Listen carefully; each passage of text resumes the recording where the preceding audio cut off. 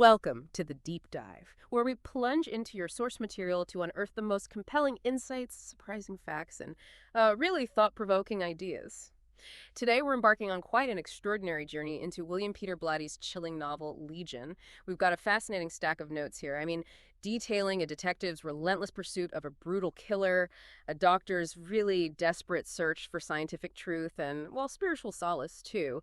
And ultimately, it leads to this truly audacious theory that honestly threatens to rewrite everything we think we understand about good, evil, and maybe our very place in the cosmos. Our mission today is to untangle this complex web, this intricate story, and discover the profound implications of Blatty's vision. So get ready for a deep dive that might just leave you questioning the very fabric of reality. Indeed. And our sources, they really lay out a gripping narrative. It spans from, a horrific crime scene to the intricate workings of the human brain. And then it pushes us far beyond the conventional, doesn't it?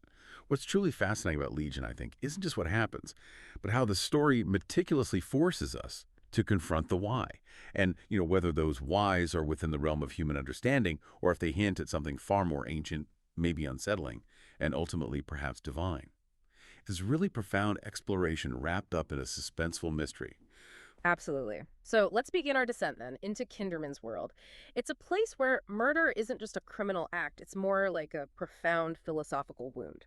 We open on a cold March 13th morning. Lieutenant Kinderman's at a boathouse dock. And the scene, well, it's one of unthinkable brutality. A 12-year-old boy, Thomas Kintry, found crucified.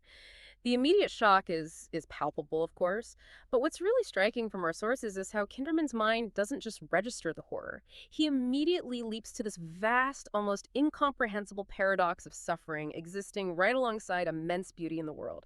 He finds himself wrestling with whether God is, quote, alien and cruel, even as his mind pulls him back to memories of Beethoven and the dappling of things and the lark and hurrah for Karamazov and kindness.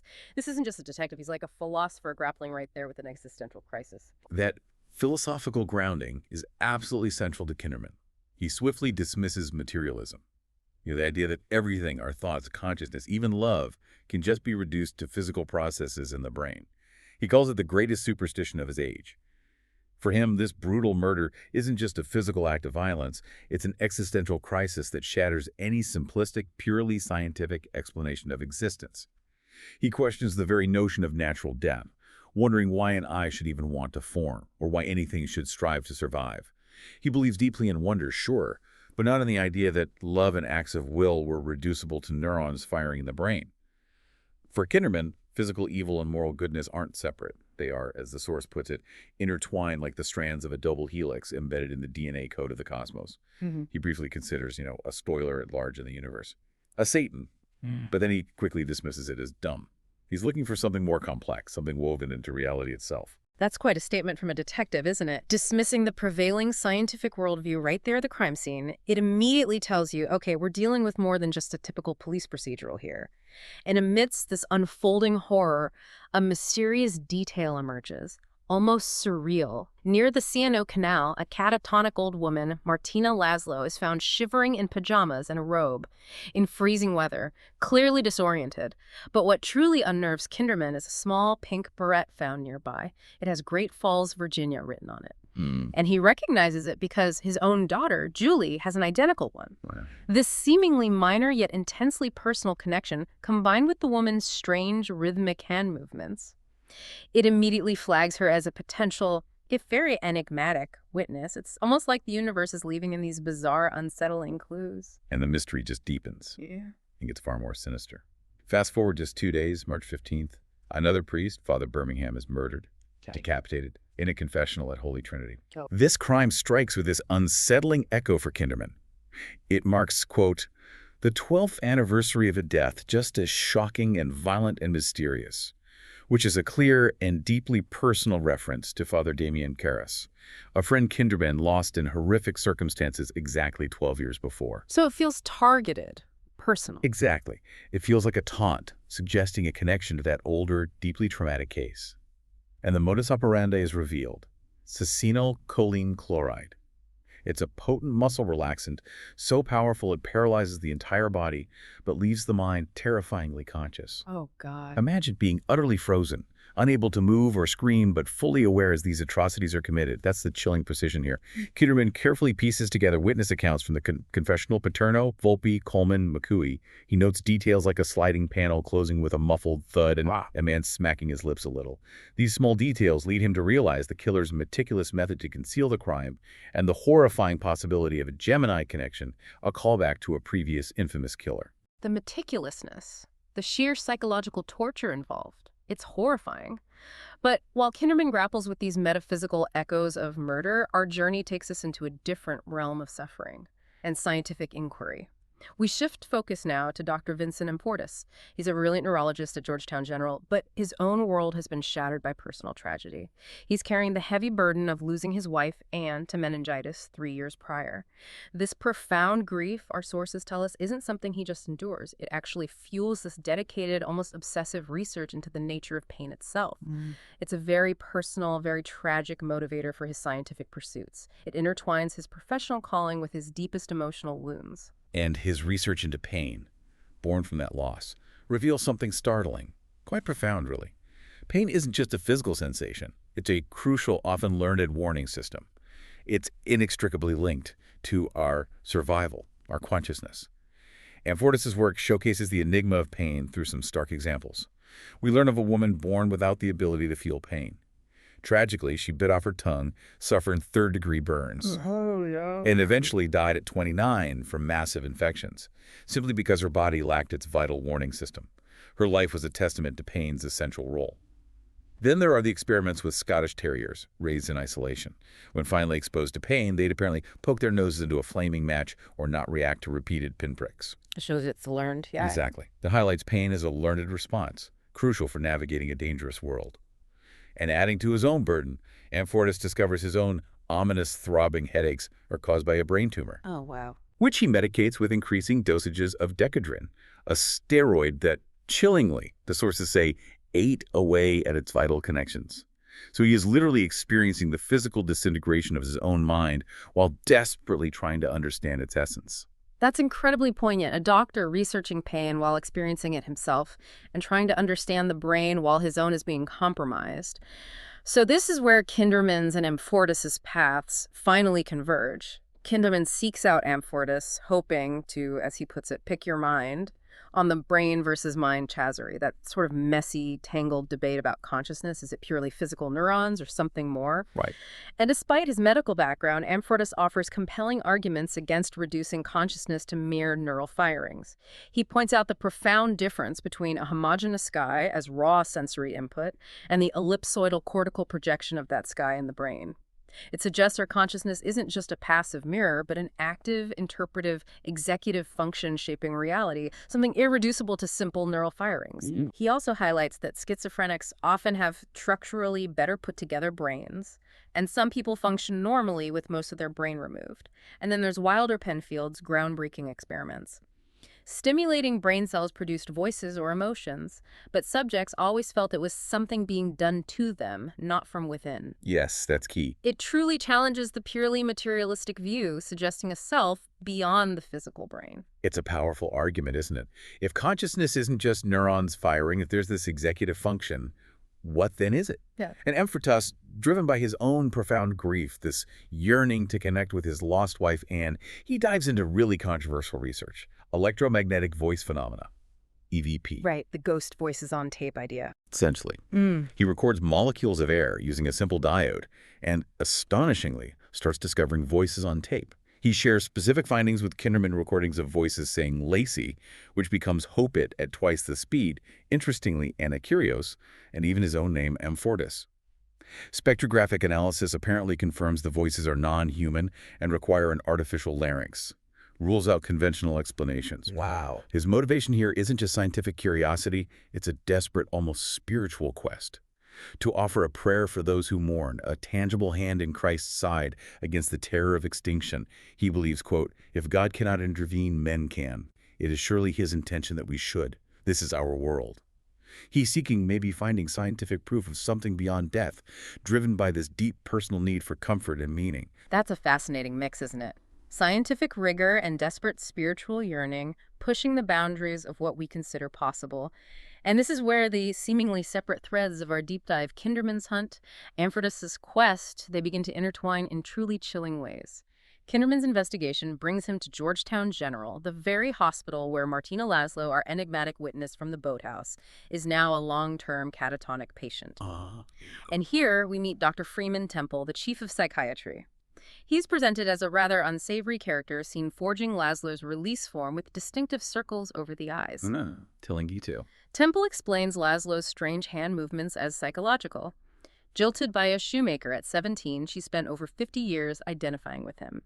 It's a fascinating, maybe disturbing, insight into the mind's capacity for fixation, but also maybe a red flag about Dr. Temple. And this connection to the hospital deepens, and then takes a truly terrifying turn. Kinderman encounters Tommy Sunlight in cell 12 of the disturbed ward. Sunlight, a patient who's been catatonic for 10 to 12 years, found wandering M Street. He suddenly awakens, and what he claims just shatters all conventional understanding. He says he is the Gemini Killer, calls himself Legion, for we are many. Legion, right from the Bible. Exactly. And it's not just a claim. He shockingly boasts of killing Karen and Thomas Kintry, and chillingly details murdering Father Dyer using the succinylcholine and a catheter to drain his blood. The same method used on Father Birmingham. Confirms the MO. Absolutely. But the most horrifying revelation, he explicitly states he slipped into Father Karras' dying body during that exorcism 12 years ago, as a spite, revenge, a little joke. Oh my God, so Karras. This is a monumental shift. It confirms Kinderman's worst fears and suggests a supernatural possessing entity isn't just at play, but it's deeply personal to his past. The Gemini Killer is back, and he's not human. The implication that this entity possessed Karras, the priest Kinderman knew, that's absolutely chilling. And the terror doesn't stop there. It escalates rapidly. Nurse Amy Keating is discovered murdered. Her torso slit open, organs removed, and unsettlingly stuffed with light switches. This is grotesque. And in a parallel, equally disturbing event, Martina Laszlo, the old woman from the boathouse, is found in the neurology ward attempting to harm a child with surgical dissection shears, screaming, "He's finished!" He's finished. These events align chillingly with Sunlight's claims, confirming Kinderman's growing dread about the truly malevolent entity he's facing. It's a convergence of all these disparate threads, confirming the supernatural nature of the crimes and the desperate need to stop whatever this is. And if we connect this back to the broader narrative, the resolution to this horrifying possession is as sudden as it is strange. Atkins, Kinderman's detective partner, reports that the Gemini's biological father, a man named Carl Veneman, has died of a stroke that very morning. At the same time, Simultaneously. Back in cell 12, Tommy Sunlight seems to be finished, his body no longer possessed. Kinderman senses the shift, observes the hallway lights burning brightly, a stark contrast to his earlier feeling of darkness in Kinderman's soul. And with profound relief, maybe a touch of awe, he concludes, it's over. It implies some kind of transfer, maybe a completion of purpose for the entity, a bizarre, almost cosmic link between the host and his original human family. The death of the biological father seems to sever the entity's tether to that particular body. so after this harrowing journey into a world of both humo and supernatural evil, what does Kinderman make of it all? Where does he land? Well, sitting in a White Tower diner with Atkins, he shares his truly grand, really audacious theory. He draws inspiration from the brothers Karamazov, specifically Alyosha's message. First, and above all, be kind. A simple but powerful message. And this isn't just a moral platitude for Kinderman. He believes this innate goodness that is basic in all of them, talking about humanity, is absolutely crucial. He says, unless we do this, evolution will not work. We will not get there. He's not just looking for a criminal motive anymore. He's searching for a cosmic purpose behind human morality, a grand design. Exactly. And this is where Kinderman unveils his astonishing, truly all-encompassing theory. Right. It's a radical reinterpretation of creation itself. He posits that the single unified force that physicists talk about, the one that governed all nature at the beginning. Yeah. Well, he thinks it was actually a person who long ago tore himself into pieces because of his longing to shape his own being. A person, a conscious entity. Yes. And this, for Kinderman, was the fall. This was the Big Bang, when the one became many legion. It's a groundbreaking concept, really, marrying scientific cosmology with theological ideas. It suggests the beginning of the universe wasn't just physical, but spiritual, a fragmentation of a divine consciousness that birthed our diverse, often contradictory reality. It transforms the Big Bang from a cosmic accident into a deliberate, maybe painful act of self-creation, self-sacrifice even. And here's where it all comes full circle, linking back to the title Legion and everything we've seen. Hmm. The profound implication of Kinderman's theory is that evolution is this person growing back into himself. The universe evolving towards reunification. Exactly. And the identity of this fragmented, evolving divine being. Kinderman reveals it with this chilling, yet maybe hopeful certainty. We are the fallen angel. We are the bearer of light. We are Lucifer. Lucifer, not Satan the spoiler, but Lucifer, the light bearer. Precisely. This theory attempts to reconcile the seemingly contradictory presence of both immense good and unimaginable evil in the universe. It suggests that humanity, in all its complexity, isn't merely a creation of God, but an intrinsic aspect of a fragmented, evolving God. It places us, you and me, right at the center of a cosmic, ongoing act of self-redemption. Wow. It's an incredible, mind-bending idea that just redefines everything we thought we knew about good and evil and our own place in the universe. We are, quite literally, part of this divine journey back to wholeness. So what do we take away from this incredible deep dive into Legion? I mean, we've journeyed from the raw horror of human cruelty through deep philosophical inquiry, scientific desperation, and finally landed on this truly audacious theological theory. It forces us, I think, to look at evil not just as some external force, but maybe as an intrinsic part of a fragmented, evolving consciousness, with humanity playing this pivotal role in its ultimate redemption. Indeed. And this narrative really challenges us to consider our own place within this cosmic drama, doesn't it? If Kinderman's theory holds any water, if we truly are aspects of a fallen angel, striving for reunification through acts of kindness and understanding, well then our individual choices hold immense weight, maybe even divine weight.